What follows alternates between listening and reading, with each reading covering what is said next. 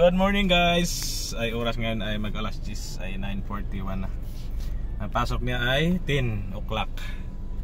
Ayan, nagatid tayo ngayon kasi ang pasok niya ay 10 o'clock naman yan eh. Of course. Ayan. Pasok muna kami ngayon sa school. Sobrang init eh. Init na talaga. Kahit Anong hour? 2 hours lang naman na. 10, 11, 12. 3 hours pala.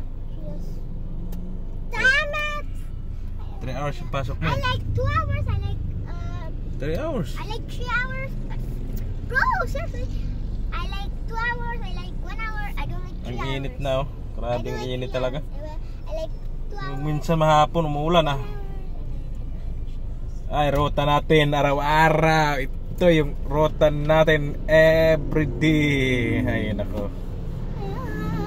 Tapos magatid at antay pa yung iba natin trabaho.